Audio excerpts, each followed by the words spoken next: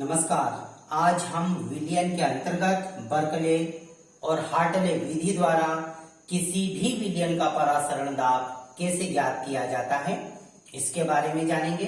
तो आइए चित्र के माध्यम से जाने हम किसी भी विलियन का परासरण दाब बर्कले और हार्टले विधि द्वारा किस प्रकार से ज्ञात किया जाता है।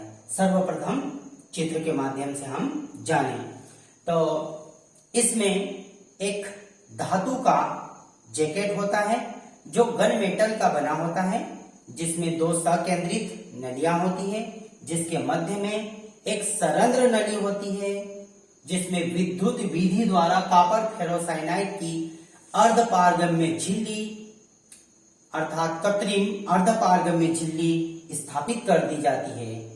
इसके एक सिरे पर केस नलिका तथा दूसरे सिरे पर टोटीदार टिप लगी रहती है। इसके ऊपरी सिरे पर एक गन मेटल की नलिका होती है जिसके ऊपरी भाग पर एक जलरोधी पिस्टन लगा रहता है तथा पार्श्व में एक दाब मापी स्थापित कर दिया जाता है।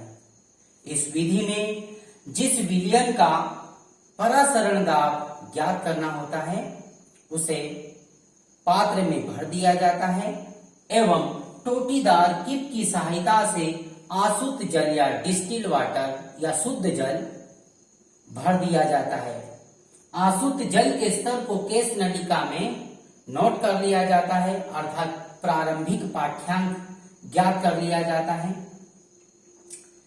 जैसे ही आसुत जल अर्धपारगम्य झिल्ली से होकर विलियन में प्रवेश करता है, केस नलिका में जल का स्तर घटने लगता है। केस नलिका में जल के स्तर को बनाए रखने के लिए पिस्टन के द्वारा न्यूनतम दाब आरोपित किया जाता है ताकि केस नलिका में जल का स्तर बना रहे। तो केस नलिका में जल के स्तर को बनाए रखने के लिए पिस्टन के द्वारा आरोपित न्यूनतम दाब उस विलियन का परासरण दाब कहलाता है। इसे हम दाब मापी के द्वारा ज्ञात कर सकते हैं। इस प्रकार से बहुत ही कम समय में किसी भी विलियन का परासरण दाब ज्ञात कर सकते हैं। तो केस नलिका में जल के स्तर को बनाए रखने के लिए पिस्टन के द्वारा दाब आरोपित किया जाता है। वह दाब उस विलियन का परासरण दाब होता है अर्थात आसुत जल या डिस्टिल वाटर अर्धपारगम्य झिल्ली से होकर विलियन में प्रवेश करता है, जिसकी वजह से केस नलिका में जल का स्तर घटता है।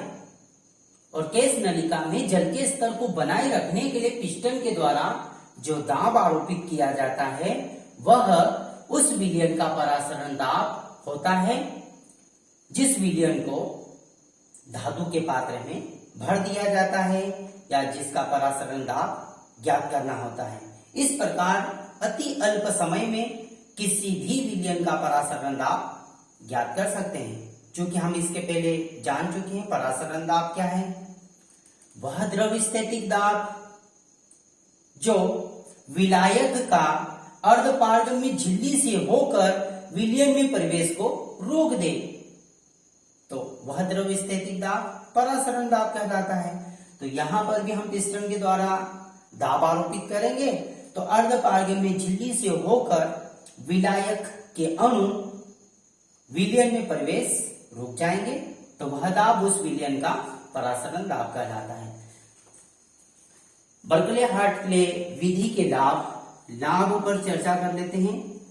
लाभ, तो प्रथम लाभ, इस विधि में विलियन की सांद्रता में कोई परिवर्तन नहीं होता है, अतः शुद्ध परिणाम प्राप्त होते हैं। प्रथम शुद्ध परिणाम प्राप्त होते हैं।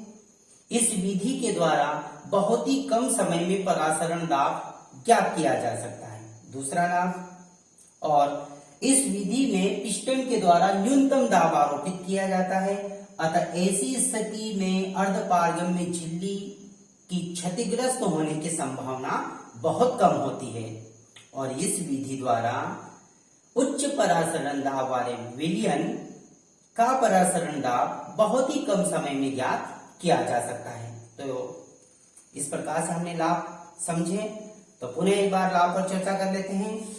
अति अल्प समय में किसी विलयन का परासरण दाब ज्ञात किया जा सकता है।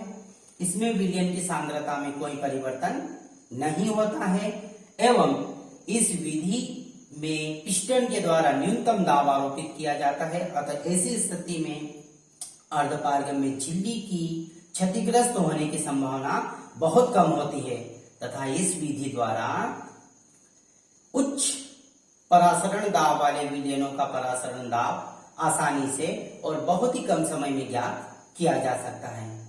इस प्रकार से बर्कले और हार्टले विधि बहुत ही महत्वपूर्ण है, जिसकी सहायता से हम किसी भी विलयन का परासरण दाब आसानी से बहुत कम समय में ज्ञात कर सकते हैं।